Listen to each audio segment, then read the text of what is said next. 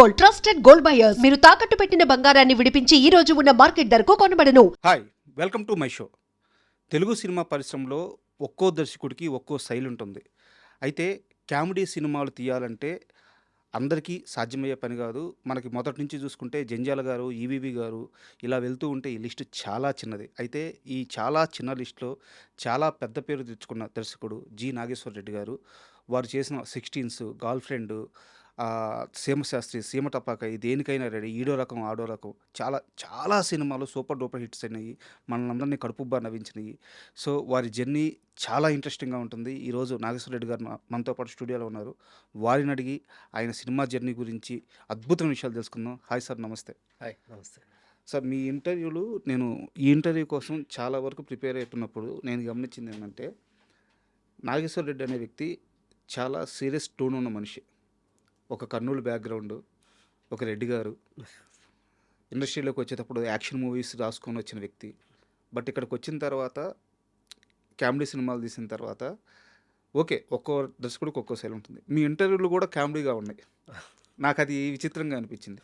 So నేను ఈ ఇంటర్వ్యూని వేరే పార్శ్వంలోకి తీసుకెళ్ళాలనుకుంటున్నాను. కాబట్టి నేను ఒక సీరియస్ క్వశ్చన్తోనే స్టార్ట్ చేస్తున్నాను. సీమశాస్త్రి, సీమ టపాకాయ, అల్లరి నరేష్ గారి కెరీర్లో అప్పటి వరకు ఉన్న బిగ్గెస్ట్ హిట్స్. ఒక డైరెక్టరు అలాంటి హిట్స్ ఇస్తే ఆ డైరెక్టర్ మూడో సినిమా అడిగినప్పుడు ఆ హీరో ఖచ్చితంగా ఇవ్వాలి, ఇస్తాడు కూడా. కానీ అల్లరి నరేష్ గారితో మీరు ఒక సినిమా స్టార్ట్ చేశారు, పూజా కార్యక్రమాలు అయినాయి, మొదటి షెడ్యూల్ అవుతున్నాయి, ఆ సినిమా అప్పుడు ఆగిపోయింది. ఎందువల్ల ఆగిపోయింది? కథ మొత్తం కథ రెడీ అయిపోయింది, షెడ్యూల్ స్టార్ట్ అవ్వలేదు, పూజ కూడా అవ్వలేదు. సినిమా ఆగిపోవడం, నరేష్ బిజీగా ఉన్నాడు అప్పుడు. బడ్జెట్ విషయంలో కొంచెం తేడా వచ్చింది నాకు, ప్రొడ్యూసర్కి, నరేష్కి. పెద్ద కథ రాసా యాక్చువల్గా. పెద్ద కథ అంటే నా సినిమాలో మ్యాక్సిమం క్యాస్టింగ్ ఎక్కువగా ఉంటుంది, కామెడియన్స్ కానీ వీళ్ళు కానీ బాగా ఎక్కువగా పెడతాను. ప్యాడింగ్ వీక్ అంటే ఒక చిన్న చిన్న ఆర్టిస్టులతో, ఈ చిన్న క్యారెక్టర్ అయినా సరే ఒక రికగ్నైజ్డ్ ఆర్టిస్ట్, పెద్ద ఆర్టిస్ట్ని పెడతా. అది కృష్ణారెడ్డి గారి దగ్గర నుంచి వచ్చిన అలవాటు అయ్యిండొచ్చు నాకు. మేబీ ఆయన చాలా ఆయన సినిమాల్లో కొత్త వాళ్ళు అన్నది చాలా తక్కువగా కనిపిస్తుంటారు. మ్యాక్సిమం స్టార్స్ ఉంటారు ఏ క్యారెక్టర్కైనా సరే. అది అలవాటు అయిందేమో తెలియదు. అలాగా పెద్ద క్యాస్టింగ్ సినిమా అది. అంటే ఆ సినిమా జరిగి ఉంటే నరేష్ కెరీర్లో మేబీ అంత క్యాస్టింగ్, అంత పెద్ద సినిమా అప్పటిదాకా లేదు. ఒకవేళ ఇప్పటిదాకా కూడా నాకు తెలిసి లేదు. ఓకే, అంత పెద్ద సినిమా ఉండేది అది. క్లైమాక్స్, ఒక క్లైమాక్స్ రాశా, అక్కడ వచ్చిన సమస్య. ఆ క్లైమాక్స్ ఏంటంటే, ఈ క్యాస్టింగ్ మొత్తం ఒక ఫ్లైట్లో ఇరుక్కుపోతారు. ఓకే, ఆ ఫ్లైట్ బొక్కపడుద్ది, గ్లాస్ పగిలిపోద్ది, మొత్తం అందరూ ఫ్లైట్ తిరిగిపోతుంటుంది, ఫ్లైట్ కూలిపోద్ది. ఇప్పుడు లాట్ ఆఫ్ ప్రాబ్లమ్స్ ఆ క్యారెక్టర్స్లో ఉంటాయి. మొత్తం సినిమాకి సంబంధించిన ఆల్ క్యారెక్టర్స్ క్వశ్చన్ మార్క్స్ ఉంటాయి, అన్ని క్వశ్చన్ మార్క్స్ ఆ ఫ్లైట్లో ఉన్న వాళ్ళలో ఉంటాయి. ఇప్పుడు ఫ్లైట్ కూలిపోబోతుంది, చచ్చిపోబోతున్నాం మనం అందరం. So every character realization, every human being బయటకు వచ్చేస్తాడు. ఓకే, ఈగోస్ లేని, చావు దగ్గరకు వచ్చినప్పుడు మనిషి ఈగోస్ ఇవన్నీ ఇంకేం ఉండవు. దానే మరణ వాంగ్మూలం అంటాం మనం, చచ్చిపోయేటప్పుడు చెప్పే వాంగ్మూలం. వాడు నిజం చెప్తాడు అప్పుడు. సో అక్కడ రియలైజేషన్ అవుతాయి ఒక్కొక్క క్యారెక్టర్.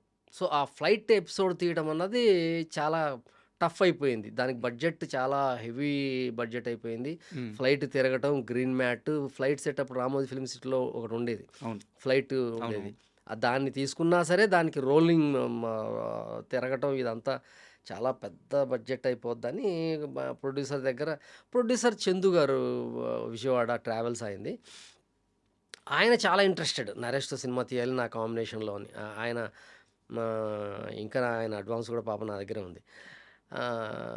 అంటే అంత మంచి ఆయన, ఆయన చాలా మంచి ఆయన. ఆ తర్వాత ఈ సినిమా కొంచెం వెనక్కి వెళ్ళేసరికి వేగేసిన సతీష్ ఒక చిన్న సినిమా చేశాడు ఆయనతో. అది ఎంతో బడ్జెట్ నాకు తెలియదు, 2.5-3 కోట్లు ఏదో. అది పెద్దగా ఆడలేదు, పే చేయలేదు సినిమా. ఆ సినిమా లాస్ రావడంతో ఇంకా ఈ సినిమా జరగడం కష్టమైపోయింది. సో, టోటల్‌గా బడ్జెట్ ప్రాబ్లమ్ వల్ల ఆ సినిమా వెనక్కెళ్ళటం జరిగింది. ఆ తర్వాత ఇంకా నరేష్‌తో మళ్ళీ అంత గ్యాపొచ్చింది. చాలా గ్యాపొచ్చింది. మా ఇంట్లో దెయ్యం దాకా హ్మ్. పడలేదు. బట్ ఈ సినిమా విషయంలో నరేష్ గారు మిమ్మల్ని కూర్చోబెట్టి, పిలిచి మీ ఇద్దరు కూర్చొని కథని మెల్ట్ చేసుకొనుంటే, వేరే స్క్రీన్ ప్లే రాసుకొనుంటే ప్రాజెక్ట్ వర్కౌట్ అయ్యేది కదా! నరేష్ గారి నుంచి ఆ ప్రయత్నం జరిగిందా? ఓపెన్‌గా చెప్పండి. జరగలేదు. నరేషు ఆ టైంలో చాలా బిజీగా ఉన్నాడు నరేష్. హ్మ్. షూట్‌లో బిజీగా ఉన్నాడు. హ్మ్. నరేష్‌కి కథ మొత్తం తెలుసు. హ్మ్.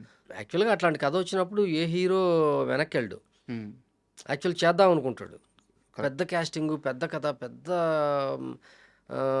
స్పాన్ ఉన్న కథ చేసేద్దాం అనుకుంటాడు. నరేష్ ఎందుకో ఆ టైంలో చేయలేదు.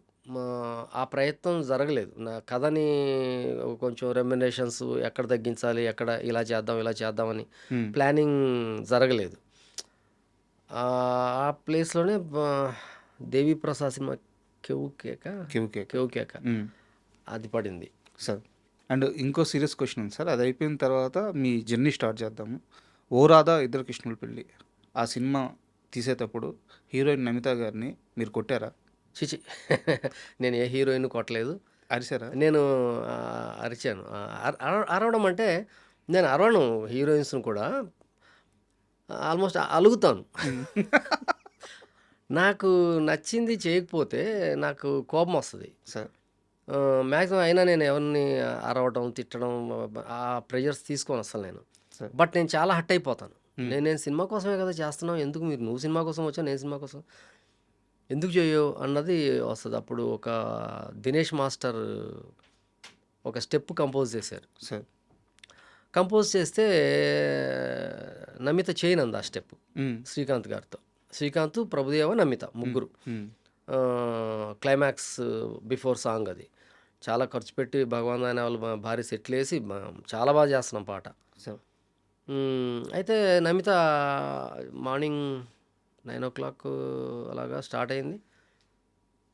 10:00 అలాగా డ్యాన్స్ మూమెంట్ చెప్పారు. అప్పటిదాకా 2, 3 సార్లు చేసాము. 11 ఐ థింక్ 11, 11:30 ఆ టైంలో ఈ డ్యాన్స్ చూయించాడు మాస్టర్. నేను ఈ డ్యాన్స్ చేయను అంది. చేయను అంటే అసలు నాకు ఎందుకు చేయవు అసలు ఒక ప్రాబ్లం ఏంటి? నేను చేయను అంది. ఆ అమ్మాయి ఒక మాట్లాడి కన్విన్స్ చేసి డైరెక్టర్ కన్విన్స్ అయిపోయి ఆ కైండ్ ఆఫ్ అమ్మాయి కాదు. షార్ట్ అవ్వంగానే వెళ్ళిపోయి పడుకుంటుంది. మళ్ళీ షార్ట్ పిలవంగానే వస్తుంది. హ్మ్. చాలా ఒక లేజీ హీరోయిన్ నేను చూసిన హీరోయిన్స్‌లో. సార్. అంటే ఒక అగ్రెసివ్‌నెస్ చెయ్యాలి, ఇరగదీయాలి, పర్ఫార్మెన్స్ చేయాలి. ఆ కైండ్ ఆఫ్ హీరోయిన్ కాదు నమిత. సార్. ఒక తక్కువ మాట్లాడుద్ది. ఎవరితో ఎక్కువ మాట్లాడదు. ఈవెన్ దో హీరోలైనా సరే. హీరోలు, డైరెక్టర్లు, ప్రొడ్యూసర్లు ఎవరితో ఒక వెరీ లెస్ టాకింగ్ గర్ల్ ఆ అమ్మాయి. సార్. తక్కువ మాట్లాడుద్ది. ఎక్కువ దూరంగా ఉంటుంది లొకేషన్‌లో. హ్మ్. షాట్‌కొచ్చి చేసి వెళ్ళిపోతుంటది. అది చేయను అంది. తర్వాత ఎందుకు చేయవు? చేయాల్సిందే అన్న పద్ధతిలో నేను అడిగా. ఆ అమ్మాయిని అడిగితే ఆ అమ్మాయిని అడగల. మాస్టర్ ఎందుకు చేయదు? ఓకే. చేయాల్సిందే. హ్మ్. అంటే ఆ అమ్మాయి అప్పుడు వచ్చింది. ఓకే. వచ్చి కూర్చొని ఆహ్, ఒక రకంగా మాట్లాడింది. హ్మ్. మీరు నన్ను ఇబ్బంది పెడుతున్నారు. మీరు ఎందుకు ఇబ్బంది పెడుతున్నారో నాకు తెలుసు. ఎందుకు ఇబ్బంది పెడతాం? ఒక డాన్స్ మూమెంట్ మాస్టర్ చెప్పాడు. ఆ డాన్స్ ఏమని చెప్తున్నావు? ఇందులో ఇబ్బంది పెట్టడం ఏముంది? నాకు తెలుసు మీరు ఎందుకు ఇబ్బంది పెడుతున్నారు. నేను అసలు నాకు ఆ థాట్ ఉండదు మామూలుగా. ఏంటి తన వర్షన్ ఏంటి? తన వెర్షన్ అదే వేరే రకంగా దీనికోసం నన్ను ఓకే. ఇబ్బంది పెడుతున్నారనేసి డైరెక్ట్‌గా చెప్పింది ఆ అమ్మాయి. ఓకే. నేను అలా ఎందుకు ఇబ్బంది పెడతాను అని ఆ అమ్మాయి తాలూకు కపూర్ అని ఒక కుర్రాడు ఉండేవాడు అప్పుడు. ఆ అమ్మాయి బాయ్ ఫ్రెండ్ అని అనేవాళ్ళు. బట్ అది నిజమో కాదో మనకు తెలీదు. హ్మ్. అంటే బాయ్ ఫ్రెండ్ అంటే మీన్స్ ఫ్రెండ్ అయ్యుండొచ్చు ఓకే. తనకి. హ్మ్. హ్మ్. అంటే ఫుల్ సినిమా తనే ఉండేవాడు. అన్ని డేట్లు చాలా మంచి కుర్రాడు. హ్మ్. ఈ అమ్మాయి కూడా మంచిదే. ఈ అమ్మాయి చెడ్డదేం కాదు. అంటే మైండ్‌లో అలా ఆలోచిస్తుందనమాట ఆ అమ్మాయి. సినిమా ఫీల్డ్ అంటే డైరెక్టర్లు అందరూ ఇలా ఉంటారు. హీరోలు అందరూ ఇలా ఉంటారేమో అన్న కంటెంట్‌తో ఉందేమో మైండ్‌లో. పైగా చాలా ఫస్ట్ మూవీ కదా! కాదు. సీను వైట్ల సినిమా తర్వాత ఇది. అదే జెమినీ తర్వాత. చాలా ఎర్లీ మూవీ. ఆ! ఆ! Early movie. ఆ! జెమినీ వెంకటేష్ బాబు గారితో చేసింది. హ్మ్. ఆ సినిమా ఆడలేదు. తర్వాత ఇమ్మీడియేట్ మూవీ ఇది. అవును. అవును. ఆ అమ్మాయిని చాలా నేను డిమాండ్ చేసి ఆ అమ్మాయి చాలా బాగుంది. ఆ అమ్మాయి బాగుంటదనేసి నేను పర్టిక్యులర్‌గా అడిగి తెచ్చుకున్న హీరోయిన్ ఆ అమ్మాయి. సరే. ఎళ్లి కథ చెప్పి కపూర్‌కి చాలా బాగా నచ్చి అసలు ఈ కాన్సెప్ట్ చెప్పినప్పుడు అసలు ఆ కుర్రోడు ఆ అమ్మాయితో ఉండే కుర్రోడు హ్మ్. చాలా ఇంప్రెస్ అయ్యాడు ఆ అబ్బాయి. సరే. ఆ అబ్బాయికి చాలా నాలెడ్జ్ సినిమా నాలెడ్జ్ అంతా. ఆ కాస్ట్యూమ్ డిజైన్ గాని అన్నీ నేను సాంగ్ అంటే నేను ఎవ్రీథింగ్ కాస్ట్యూమ్ డిజైన్ దగ్గర నుంచి సెట్ దగ్గర నుంచి అన్నిట్లో ఉండేవాడిని. చెబితే నాకు ఆ అమ్మాయి అన్న మాట నాకు గట్టిగా తగిలింది. మీరు ఇంకో మనసులో ఒకటి పెట్టుకొని నువ్వు నన్ను ఇలాగ టార్చర్ చేస్తున్నావు అన్న మాట గట్టిగా తగిలింది. హ్మ్. షూటింగ్ ముందు బ్రేక్ చెప్పేసాం. 11:30కి బ్రేక్ అన్నది చెప్పం మామూలుగా. అంత పెద్ద సెట్టు, డాన్సర్సు, ప్రొడ్యూసరు కరెక్ట్. హర్ట్ అవ్వచ్చు. హ్మ్. అయినా సరే బ్రేక్ చెప్పేసాం. బ్రేక్ చెప్పేసి ఆ అమ్మాయి తాలూకు కపూర్ ఉన్నాడు కదా! సరే. అతన్ని పిలవండి అని చెప్పా. హ్మ్. అతను ఈ ఇష్యూ చెప్పింటారుగా మేనేజర్లు ఎవరో పోస్ట్ చేసింటారో అర్జెంట్‌గా వచ్చాడు అతను. వచ్చేసాడు. ఏంటి ప్రాబ్లమ్ అంటే, ఇది ప్రాబ్లమ్ ఒక స్టెప్ చెప్పాము. ఆ అమ్మాయి చేయనంటుంది. ఎందుకు చేయనంటుంది? ఈ విషయం చెప్పలేదు ఇంకా. హ్మ్. హ్మ్. ఇలా నాతో అంది అన్న విషయం చెప్పకుండా ఇలాగా చేయనంటుంది. చేయాల్సిందే ఆ అమ్మాయి అన్నాను. ఆ అమ్మాయి ఎందుకు చేయదు? ఆ స్టెప్ ఎందుకు చేయదు? దాంట్లో ఇబ్బంది ఏముంది? హ్మ్. అంటే రూమ్‌లోకెళ్ళాడు. ఆ అమ్మాయితో ఏం మాట్లాడాడో తెలీదు గానీ వచ్చాడు. ఓకే. బ్రేక్ ఇచ్చాము. శ్రీకాంత్ గారు, ప్రభుదేవ అందరూ బ్రేక్‌కెళ్ళిపోయారు. ఆహ్, 1:30కి భోజనాలయిన తర్వాత వచ్చాడు. వచ్చి okay sir I convinced her చేసేస్తది ఆ అమ్మాయి. హ్మ్. ఇబ్బంది ఏం లేదు అన్నాడు. అనంగానే బ్రేక్ తర్వాత యాజ్ ఇట్ ఈజ్ మొత్తం డాన్సర్స్ అందరూ ప్రభుదేవ, శ్రీకాంత్ అందరూ వచ్చారు. వచ్చేసి శ్రీకాంత్ గారికెళ్ళి రెడీ అయ్యండి. నేను డాన్స్ మాస్టర్‌తోనే చెప్పాను. మా అమ్మాయి చేస్తుంది షార్ట్ కంపోజ్ పెట్టేసేయండి. ఓకే. అంటే ఈడెళ్ళి మాస్టర్ దినేష్ ఎళ్లి చెప్పినట్టున్నాడు. శ్రీకాంత్ గారు నేను చేయనన్నాడు. నేను చేయనన్నాడు. నాకు రైట్ థింగ్ అనిపించింది. హ్మ్. Yes tit for tat correct. ఎందుకు ఆయనతో నువ్వు చేయనన్నప్పుడు, ఆయన ఈ స్టెప్ నువ్వు చేస్తానన్నప్పుడు నేను చేయాలా అన్నట్టుగా అంటే అలాంటి ఇగోలకు పోని హీరో మన తెలుగు ఇండస్ట్రీలో ఎవరు ఉన్నారంటే మంచి గోల్డ్ శ్రీకాంత్ గారు. అసలు ఏమాత్రం అసలు ఎవరిని ఏమి ఇబ్బంది పెట్టడు ఎంత. ఆయనకే ఇబ్బంది అంటే అలక కాదది. ఒక స్టెప్ ఒక అమ్మాయి నాతో చేయనన్నప్పుడు అంటే శ్రీకాంత్ గారితో ఉంది కాదు. చేయనంది ఆ అమ్మాయి. సో, నాతోనే కదా చేయనంది. సరే. కాబట్టి నేను చేయను. హ్మ్. నేను చేయను. ఆ స్టెప్ తీసేయండి వేరే పెట్టేసేయండి అన్నాడు. హ్మ్. నాకు వెరీ లాజికల్‌గా అనిపించింది. సరే స్టెప్ మార్చాము, చేసాం. సాంగ్ అయిపోయింది. సాంగ్ చాలా బావుంటది. 'శ్రీరామచంద్ర సిగ్గె గోవింద' అనే పాట చాలా పెద్ద హిట్ సార్ చాలా అది. పెద్ద హిట్. చాలా బావుంటది విజువల్‌గా సాంగ్. అవును. మిగిలిన అన్నీ చేసింది. బట్ నాకు ఆ స్టెప్ నాకు నచ్చేసింది. హ్మ్. అది స్టెప్ చాలా మంచి స్టెప్. ఈ ఇరిటేషన్‌లో అది సరిగ్గా ఆ కాస్ట్యూమ్‌కి అసలు ఎంత బాగా కంపోజ్ చేసాడో దినేష్ అనుకున్నా.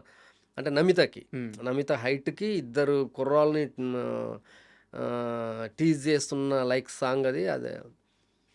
సో, తర్వాత ప్రభుదేవతో పాట చేస్తున్నాం. పాట చేసేటప్పుడు ఆ స్టెప్పు ప్రభుదేవ గారికి కన్విన్స్ చేసి ఆ డాన్స్ మాస్టర్‌ని అక్కడ చేయమని చెప్పాం. ఓకే. ప్రభుదేవతో.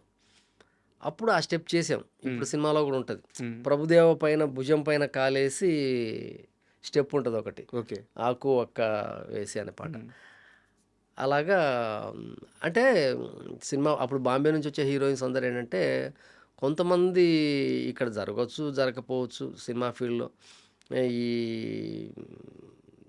ఇలా ఉంటది, అలా ఉంటది అని చెప్పేవాళ్ళు ఎక్కువుంటారు. సార్.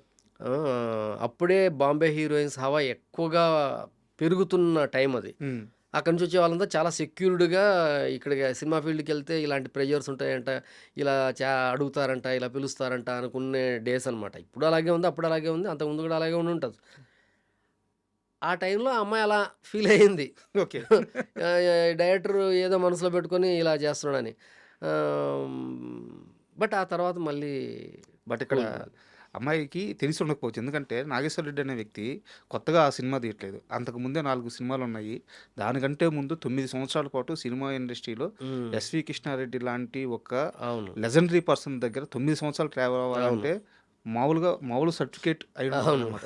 సూపర్ సర్టిఫైడ్ అయి ఉండాలి. అవును. ఆయన అక్కడ పక్కన అక్కడ ఉండాలి. ఏంటంటే అసలు ముందు అట్లాంటి స్మెల్లే ఉండదక్కడ. ఆ! వెరీ ఫ్యామిలీ ఓరియెంటెడ్ కంపెనీ ఏదన్నా ఇండస్ట్రీలో అంటే నేను చాలా కంపెనీలు ఏం చేయలేదు. కృష్ణారెడ్డి గారి దగ్గర ఎక్కువ చేశాను. బట్ చాలా బయట వింటుంటాను గదా! బట్ కృష్ణారెడ్డి గారు మన ఇంట్లో ఉన్నట్టే. సరే. ఆడపిల్ల అయినా సరే, మగ పిల్ల అయినా సరే, పిల్లయినా సరే, ఎవరైనా సరే. ఒక ఇంట్లో ఉన్న అట్మాస్ఫియర్‌లో షూటింగ్ జరిగిందంటే అది కృష్ణారెడ్డి గారి కంపెనీ. బట్ ఎందుకు ఈ క్వెషన్ ఎర్లీగా అడిగానంటే, నాకొచ్చిన సోర్స్ ప్రకారం అంటే కొట్టినంత పని జరిగింది సెట్‌లో. చాలా పెద్ద గొడవ అయిందని గానీ, ఏం జరిగిందో తెలీదు. మీరు అవును. చెప్తే క్లారిటీ అంటే వచ్చింది. కొట్టంత పని కాదు గానీ హ్మ్. కొంచెం షౌట్ చేసుంటాను అంతే. స హ్మ్.